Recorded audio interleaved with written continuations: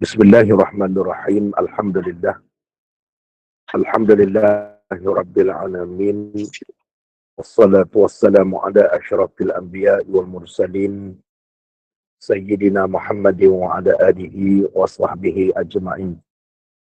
Subhanaka la ilma lana illa ma 'allamtana innaka antal alimul hakim. La hawla wa la quwwata illa billahil aliyyil azim. Asbahna wa asbahal mulku lillah. Walhamdulillahi la syarika lah. La ilaha illa huwa wa ilaihi nusyur. Asbahna ala fitratil Islam wa kalimatil ikhlas wa ala dini nabiyyina Muhammadin sallallahu alaihi wasallam wa ala millati abina Ibrahim hanifa wa ma kana minal musyrikin. Allahumma arinal haqqa haqqan warzuqna ittiba'ah wa arinal batila batilan warzuqna ijtinabah. Allahumma inna nas'aluka ilman nafi'a wa rizqan tayyiba wa amalan mutaqabbala. Rabbi syrah li sadri wa yassir li amri wahlul 'uqdatam min lisani yafqahu qawli. Rabbi yassir wa la tu'assir wa tammin bil khair. Ya karim, amma ba'd. Alhamdulillah yang dimuliakan Allah, Datin Seri Hajah Siti Fatimah binti Ahmad, Timbalan Pengurusi YBIM, yang dimuliakan seluruh ahli-ahli jawatan kuasa YBIM, yang dihormati lagi dirahmati oleh Allah, Puan Syarifah Fazilah dan juga Puan Syarifah dari Muslimat Taman Syah Bandar, Surau Darussalam, Kampung Jawa Kelang, yang turut menjadi penganjur bersama sudah sekian lama dalam program setiap hari Khamis, minggu yang pertama, yang kita panggil sebagai munajat bulanan ataupun munajat khas. Untuk makluman tuan-tuan puan-puan, selalu hari-hari Khamis macam ni sudah sekian lama, saya selalunya ada program solat tasbih di Surau Darussalam, Taman Syah Bandar. Tetapi sejak COVID, kita tertangguh. Namun kemudian bila kita buat secara online, maka pihak Muslimat Taman Syah Bandar dan Muslimat Surau Darussalam bersetuju memberikan ruang dan waktu kepada kita pada Khamis pagi seperti ini, minggu pertama saja, untuk kita sama-sama mengambil manfaat daripada zikir-zikir munajat, mengambil manfaat daripada muhasabah diri dan tazkirah, dan mengambil manfaat daripada doa-doa munajat. Dan kita bagi pihak semua ahli pengajar YBIM mengucapkan setinggi-tinggi dan jutaan terima kasih kepada Kak Ila, Kak Pah dan juga seluruh ahli-ahli jawatan kuasa dan juga grup pengajian Muslimat Taman Syah Bandar Kelang yang sudi menginfakkan waktu bersama dengan kita ini untuk manfaat keseluruhan ahli-ahli YBIM. Jadi mudah-mudahan diberkati oleh Allah Subhanahu Wa Taala. Dan yang dimuliakan ibu-ibu, bapa-bapa, muslim-muslimat di mana saja berada, mudah-mudahan dalam rahmat, dalam penjagaan, dalam keadaan hati yang ikhlas kepada Allah untuk melakukan amal ibadah yang terbaik dan sering mengingati mati yang sudah bila-bila masa saja akan sampai kepada kita. Boleh jadi hari ini, boleh jadi besok, boleh jadi lusa. Cuma kita saja yang menjadi orang yang menangguh-nangguhkan taubat. Menangguh-nangguhkan untuk melakukan perubahan diri. Menangguh-nangguh untuk melakukan amal soleh. Kerana memang syaitan dan hawa nafsu akan sentiasa mengajak kita kepada kejahatan. Apatah lagi syaitan memang sudah bersumpah pada Allah Subhanahu Wa Taala nak cari pengikut dia seramai mungkin agar orang-orang kafir dia dah tahu memang sudah dijanjikan geng dia. Cuma dia akan hasut di saat orang kafir nak masuk Islam. Namun bagi orang Islam, cabarannya lebih kuat. Kerana syaitan berjanji untuk kacau umat Muhammad ini semua pakat mengikutnya menuju ke neraka Allah. Salah satu gangguan syaitan dan iblis adalah menangguhkan amal. Tangguh punya tangguh, berjaya dia memujuk rayu dengan pelbagai pujukan, bisikan, hasutan. Akhir tanpa sedar, tiba-tiba nyawa kita ditarik oleh malaikat maut. Waktu itulah baru kita menyesal. Minta nak bersedekah, minta nak buat amal soleh. Wa asaddaqa wa akum minas salihin. Ya Tuhan, hidupkanlah aku untuk bersedekah dan melakukan amal-amal soleh. Maka keadaan itu sudah terlambat. Maka sebab itu yang kedua, cara ganggu iblis, kita sudah beramal tapi tidak ikhlas. Dipenuhi dengan riak, ujub, bangga diri, sombong, angkuh, kemudian pelbagai lagi watak-watak mazmumah yang menjadikan amal kita tertolak. Jadi hari ini, untuk tazkirah hari ini, selepas kita berzikir, kita akan merujuk kepada suatu yang ditulis oleh Al-Imam Al-Ghazali di dalam kitab Muqashafatul Qulub, penenang hati. Imam Ghazali tulis, ada satu kisah nama manusia ni pada zaman dahulu. Iktibar untuk kita semua, namanya Abu bin Hashim. Seorang ahli ibadah yang tidak pernah meninggal solat tahajud, kemudian tak pernah meninggal ibadah berzikir dan sebagainya pada setiap malam. Tapi kita tengok kisah akhirnya macam mana. Baik, muslimin muslimat, biasa pagi-pagi Khamis minggu pertama macam ni, slot pertama kita adalah zikir-zikir pilihan. Untuk kita jadikan suatu bacaan sebagaimana perintah Allah, ya ayyuhallazina amanu dzkurullaha dzikran katsira wasabbihuhu bukratan wa asila. Wahai orang yang beriman, ingatlah dan sebutlah nama Allah dengan ingatan dan sebutan katsira, yang sebanyak-banyaknya. Allah perintah kita, lagi banyak zikir lagi baik. Lagi banyak ingat Allah lagi baik. Lagi banyak ingat, lagi banyak sebut, lagi potensi untuk dekat dengan Allah, untuk jernihkan hati dan untuk jauhkan godaan iblis daripada kita. Kerana zikrullah ini menghidupkan hati. Dan bila tidak berzikir, mematikan hati. Namun setinggi-tinggi dan seafdal zikrullah adalah majlis ilmu. Mendatangi kuliah-kuliah ilmu adalah satu tingkatan zikrullah yang paling tinggi sekali. Yang paling tinggi. Kerana Allah tak suka kita berzikir dalam keadaan kita tak ada ilmu. Allah juga tak suka kita ada ilmu tapi tidak beramal. Dan Allah juga tak suka kita beramal tapi tak ada ilmu. Ya, macam kisah Abu bin Hashim dalam Muqashafatul Qulub ini yang kita akan bincang selepas ini, menjadi iktibar kepada kita. Jadi muslimin muslimat, dan sebutlah wasabbihuhu bukratan wa asila, dan bertasbihlah kamu kepada Allah pada waktu pagi dan pada waktu petang.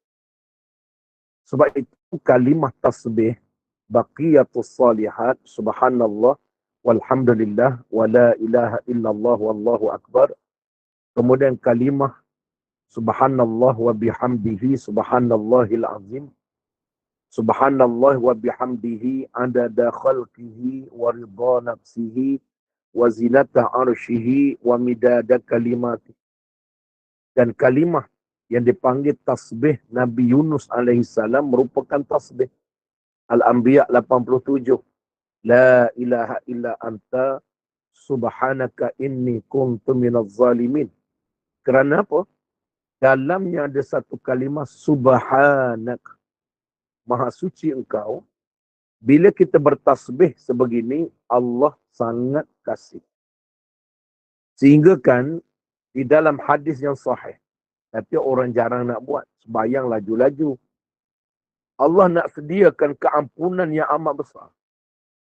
Kata Nabi SAW, barang siapa yang selepas solat fardunya mengucapkan subhanallah 33 kali, alhamdulillah 33 kali, Allahu akbar 33 kali, dan cukupkan 100 dengan kalimah la ilaha illallah wahdahu la syarikalah lahul mulku wa lahul hamdu yuhyi wa yumit wa huwa ala kulli syai'in qadir.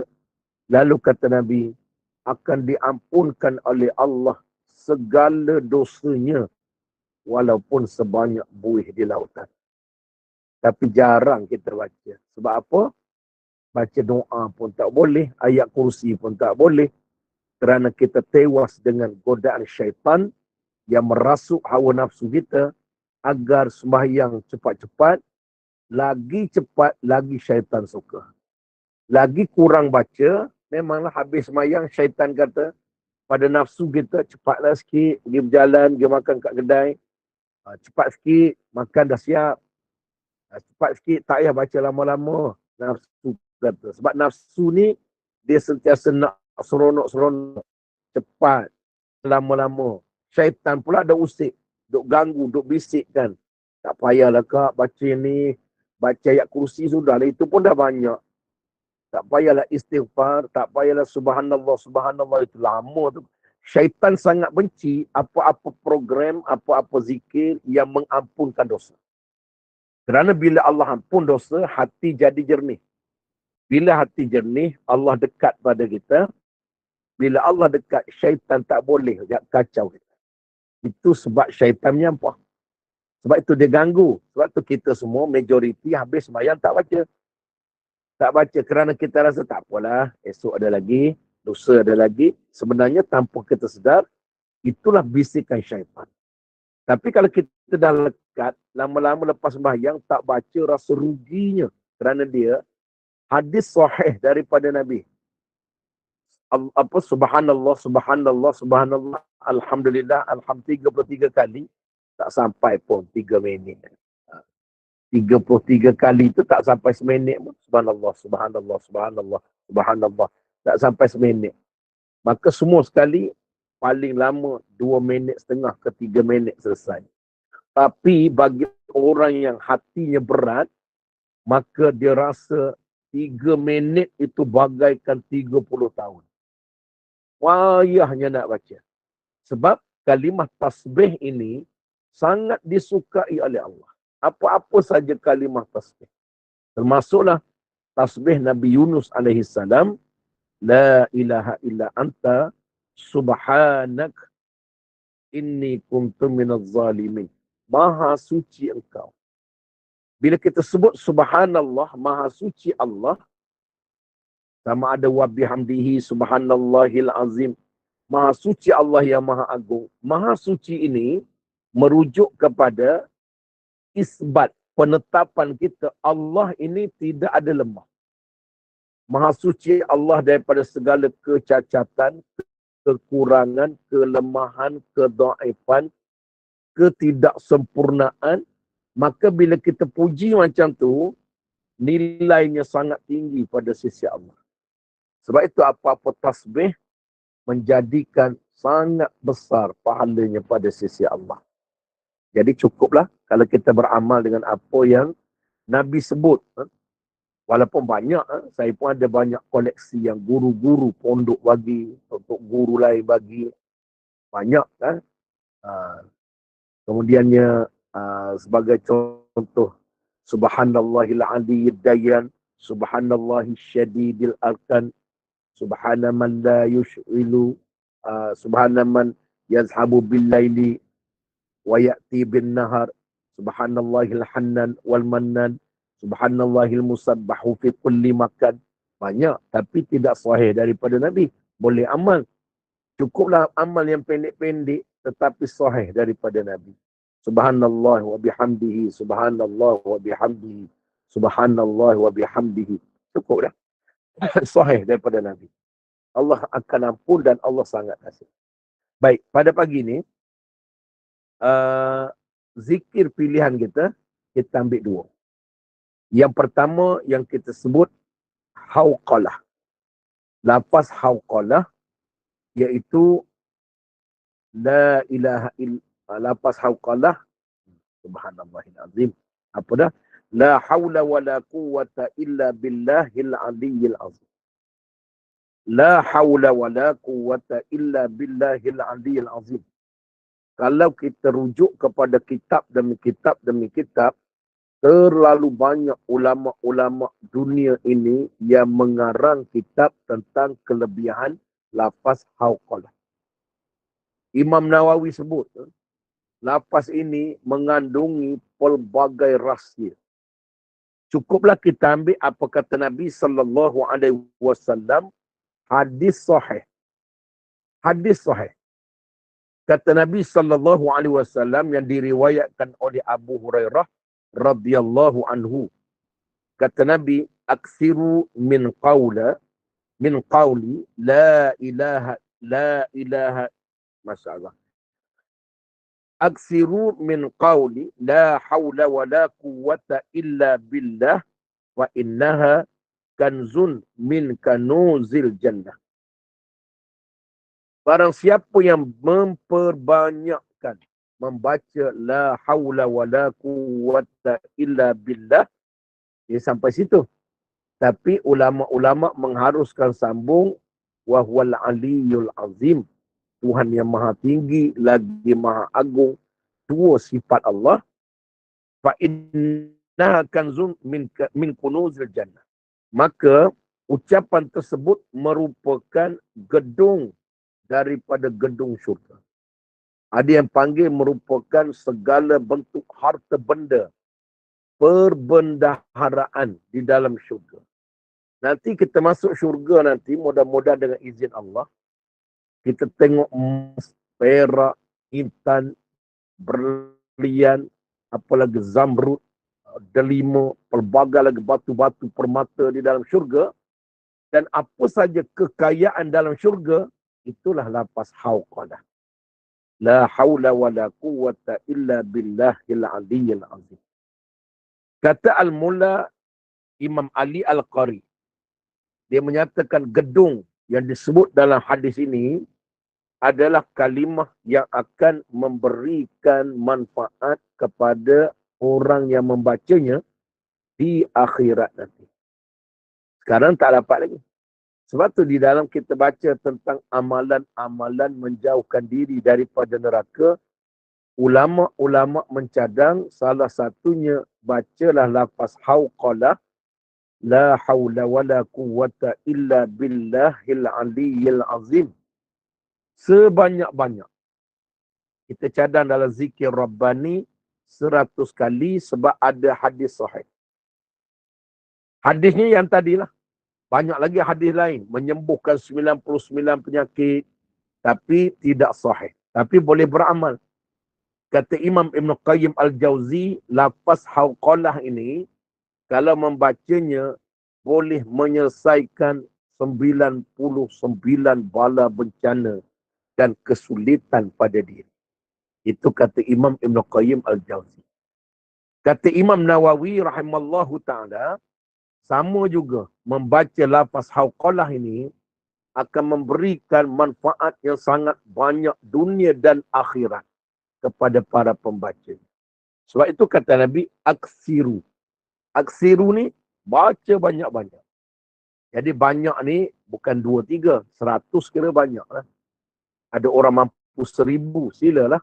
Kalau mampu 1000, silalah. Sebab apa?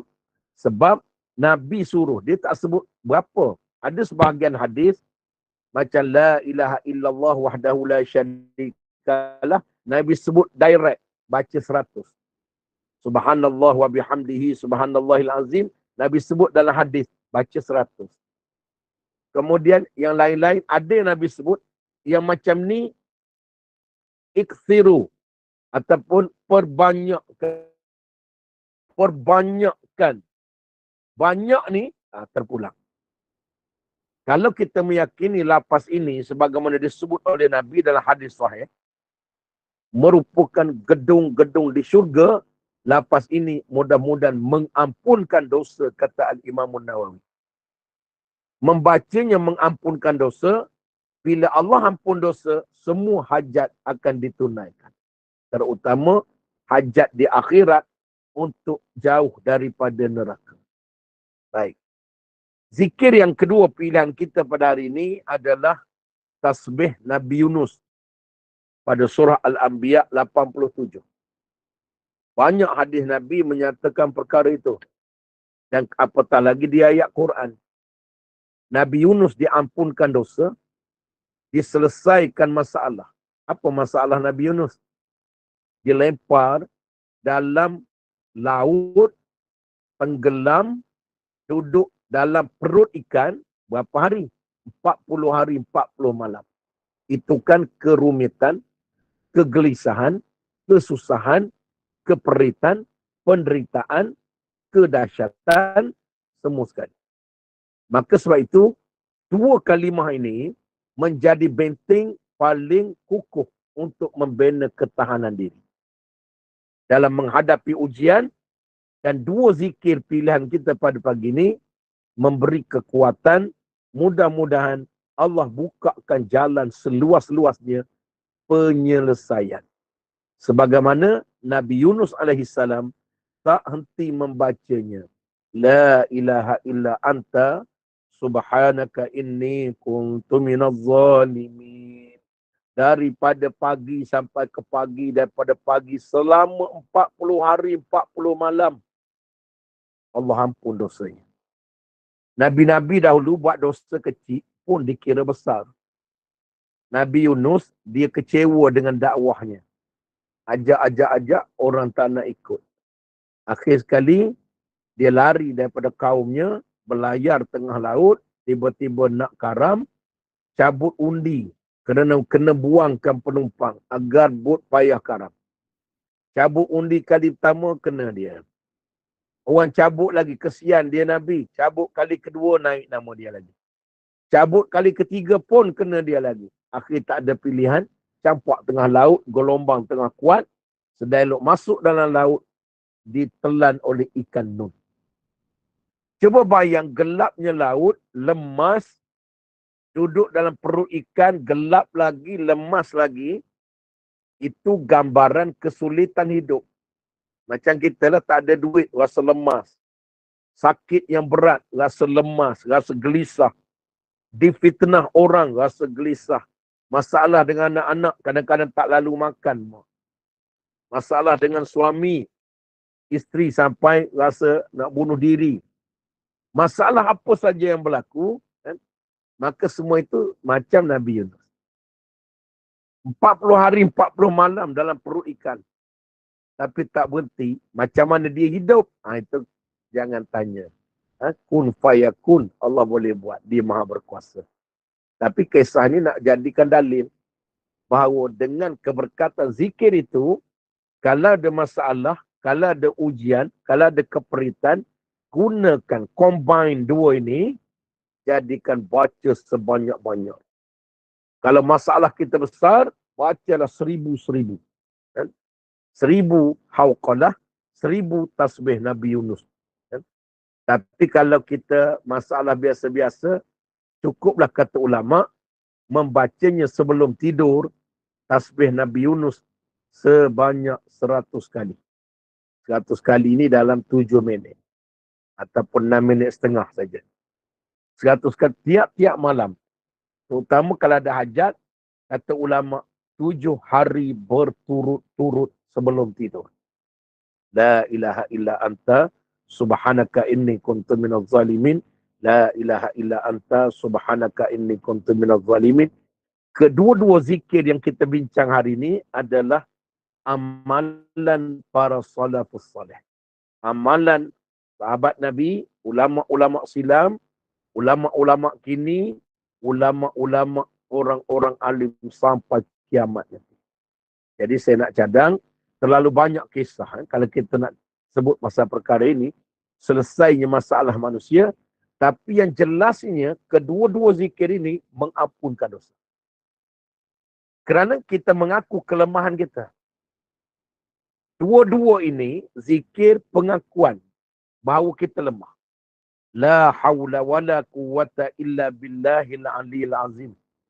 Tak ada daya upaya dan kekuatan aku melainkan kekuatan Allah Subhanahu Wa Taala yang maha tinggi lagi maha agung. Adapun kalimah tasbih Nabi Yunus juga pengakuan akan dosa-dosa kita. La ilaha illa anta, tak ada Tuhan melainkan engkau ya Allah. Subhanak, maha suci engkau.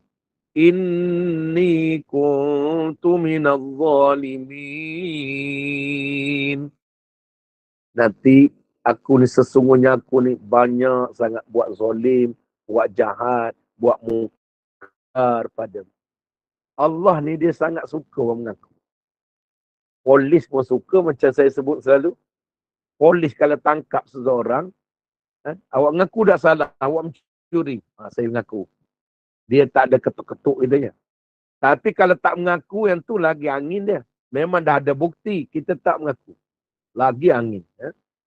Maka sebab itu, sampai ada kes tempat denda di polis ni, sampai duduk dalam bilik bawah tanah paling dalam 20-30 meter dalam tanah, bangunan dikunci, dia senang saja kurung dalam tu, tak nak mengaku sangat, duduk dalam tu 2 malam.